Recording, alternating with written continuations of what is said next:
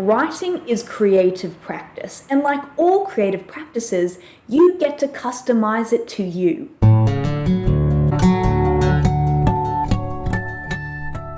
Hello and welcome back to my channel. My name is Tara East. I'm a writer, blogger, YouTuber, and the author of the mystery novel Every Time He Dies. And in this week's episode, I really want to spend some time talking about the whole idea that there's a certain amount of hours you need to spend writing in order to be considered a real writer. So a few weeks ago, a viewer left a comment on one of my other videos saying that they only enjoyed writing for about an hour.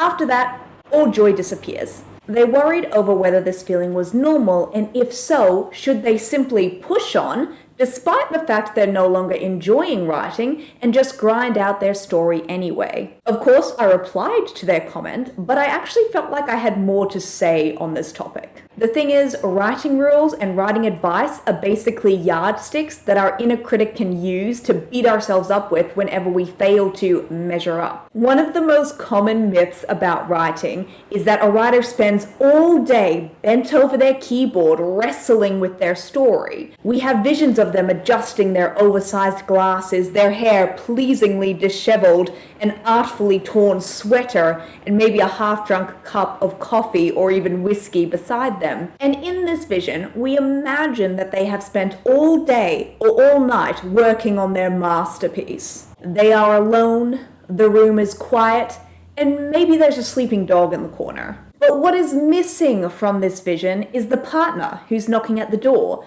the kids running down the corridor, the dirty pile of washing at your feet, the TV blaring from the other room, a sink full of dishes, and a fridge that's nearly empty in need of filling. Years ago, I read Denny Shapiro's memoir, Still Writing, and in this book, she actually reveals what her ideal writing day actually looks like, and it was pretty simple. To paraphrase, Denny would wake up, have breakfast with her family, and prepare lunch for her son, who was at that time school-aged. She'd put on a slow-cooked meal, say a crock pot. She'd take the dog for a walk, and then she'd write, edit, and do any writing-related admin from 9 a.m. to 4 p.m. As she says, she used to keep banking hours. And then she broke up this day with a little bit of meditation and a bit of yoga, and then she'd conclude her day with dinner and a glass of wine. So how often did this full-time, award-winning and beloved author achieve her ideal writing day? About once a week. More often than not, her writing was interrupted by domestic chores, errands, travel, appointments, life. As Joanna Penn says, what you can't pay for with money, you pay for with time. If you don't have the funds to hire a cleaner, a personal assistant, a dog walker, a nanny, well then you're just going to have to do all these tasks yourself, like 99% of the population. It is a false belief that a full-time writer actually works for 8 hours a day. Look, people don't really talk about this, but writing is actually exhausting. We all know that writing isn't coal mining, but writing also isn't sitting on a Chase lounge in the warm sun with a beautiful glass of iced tea as the words drip out like rare honey. Writing is work. It's tremendously challenging, frustrating, satisfying, and fun work. But it is also exhausting work. So why is this?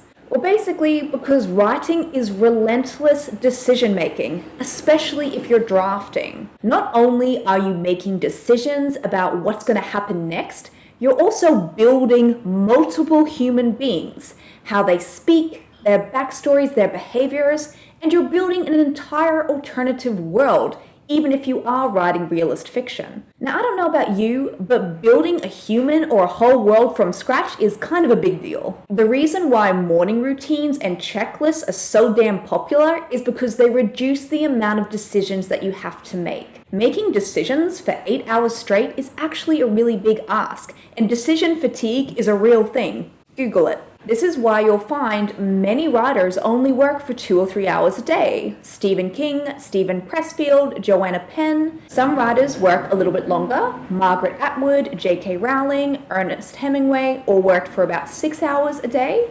And some work a little bit less, like Gertrude Stein only worked for 30 minutes a day. Some authors even write their books in just 15 minutes a day. I put a link to an article in the description box below. The point is, there is no right way to write.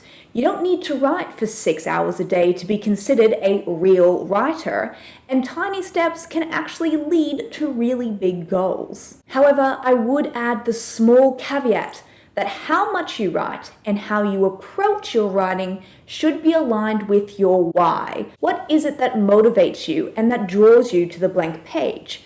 You may write for many reasons, and some of them could include wanting to be famous, wanting writing to be your full-time job. You love books and you are inspired to create one yourself. You love language. You love the mental stimulus and challenge of making a story work. Creating stories is fun. Or you want to move people in the way that you have been moved when you've been reading really good literature. Or maybe you've lived through a really challenging time and you want to share that experience with others in the hope that you may help them. Plus, like a million other reasons. If your motivation for writing is to generate a full-time income by self-publishing several novels using the rapid release model, then writing for an hour a day is not going to get you there. If you write because it's fun and it's relaxing and it's a creative outlet that enriches your life, then writing for an hour is perfectly fine. I've spoken about this before, but it's worth repeating.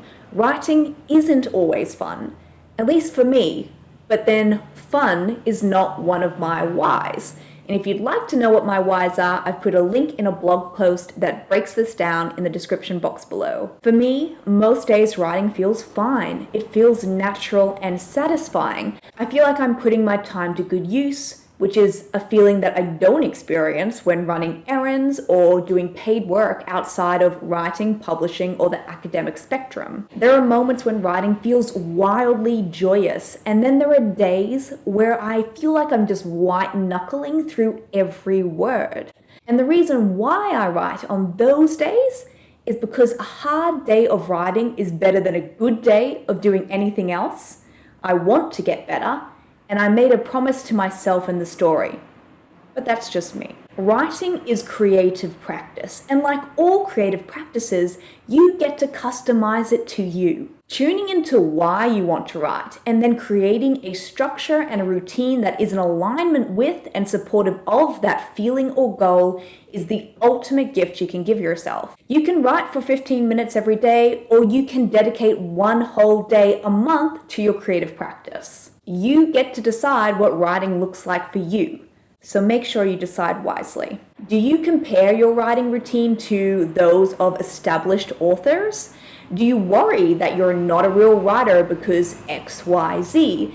And if so, how do you silence this inner critic and get back to work? Also, I'd love to know what your whys for writing are, so please leave a comment below. Now, if you'd like even more writing advice, you can of course dive into the other videos on this channel or go to my website, taraeast.com. While you're there, be sure to join my email newsletter. I've also got a link below in the description box. Because when you do, I'll send you a free gift and you'll receive a newsletter in your inbox every Thursday containing juicy resources, a cool writing quote, and a little note by me. Oh, and also links to that week's blog and video. I hope you're having a fantastic week and that you're getting lots of writing done because the world actually does need more books. Stay safe, stay calm, keep writing, and I'll see you again next week.